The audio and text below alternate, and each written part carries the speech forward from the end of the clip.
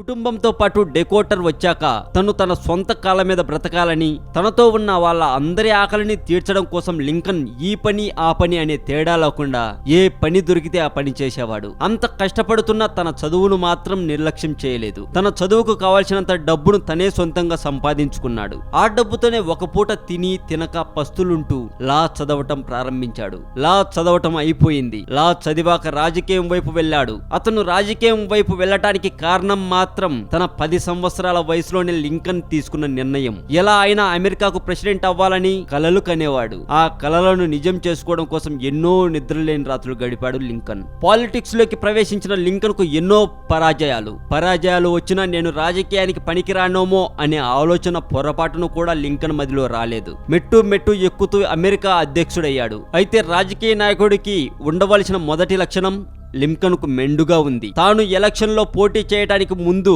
ప్రచారంలో ఒక మాట ఇచ్చాడు ప్రజలకి. బానిసత్వాన్ని రూపుమాపుతాను అని ఎన్నికల ప్రచారంలో హామీ ఇచ్చాడు లింకన్. అనుకున్నట్లుగానే అధ్యక్షుడు కూడా అయ్యాడు. అవ్వగానే మొదట బానిసత్వంను రద్దు చేయడానికి ప్రయత్నాలు ముమ్మరం చేశాడు. అప్పట్లో ఆఫ్రికన్ మనుషులను బానిసలుగా చూసేవాళ్ళు. ఆ బానిసత్వాన్ని చెరపాలని ట్రై చేసిన లింకన్ కు అసలు సమస్య మొదలయ్యింది. లింకన్ తీసుకున్న నిర్ణయాన్ని అక్కడి 11 రాష్ట్రాలు వ్యతిరేకించాయి. అమెరికా సంయుక్త రాష్ట్రాల నుండి అవి వేరుపడుతున్నట్లుగా ప్రకటించాయి. ఎందుకంటే ఆ రాష్ట్రాల్లో బానిసత్వం నేరం కాదు. కానీ లింకన్ మాత్రం దాన్ని తప్పుపట్టాడు. ఒక మనిషి ఇంకొక మనిషిని బానిసగా భావించడం ఏంటి అన్నది లింకన్ మనసులోని భావన. అనుకున్నట్లే అందరికీ చెప్పాడు. ఇక అంతే, ఆ 11 రాష్ట్రాలు ఏకమయ్యి తిరుగుబాటు చేశాయి. అమెరికాలో అల్లకొల్లోలం మొదలయ్యింది. 1861 నుంచి 1865 వరకు సివిల్ వార్ కొనసాగింది. 1865వ సంవత్సరం ఏప్రిల్ 10వ తేదీ మనుషుల్ని తోటి మనుషులే బానిసలుగా చూసే బానిస సంస్కృతిని కాపాడాలంటూ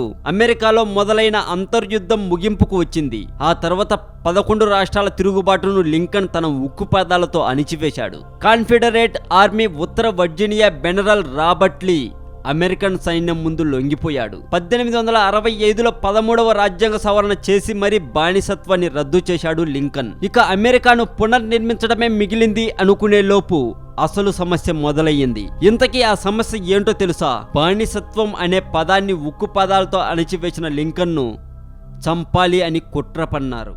ఈ వీడియో మీకు నచ్చినట్లయితే లైక్ చేయండి, షేర్ చేయండి. ఈ వీడియో మీద మీ కామెంట్ కూడా పోస్ట్ చేయండి. మీరు పెట్టే ప్రతి కామెంట్ కు నేను తప్పక రిప్లై ఇస్తాను. మా ఛానల్ మీకు నచ్చినట్లయితే సబ్స్క్రైబ్ చేయడం మాత్రం మర్చిపోకండి. అలాగే సినిమా న్యూస్ కోసం మా ఇంకొక ఛానల్ టాలీవుడ్ సెంట్రల్ ఛానల్ ని కూడా సబ్స్క్రైబ్ చేయండి. అందరూ అనుకునేది కాన్ఫెడరేట్ స్టేట్స్ వల్లే లింకన్ చనిపోయాడని. కానీ అసలు రహస్యం ఇక్కడే దాగిపోయింది. బూత్ చనిపోయాడని కట్టుకథను క్రియేట్ చేయించింది America secretary of war Edwin అని కొంతమంది వాదన.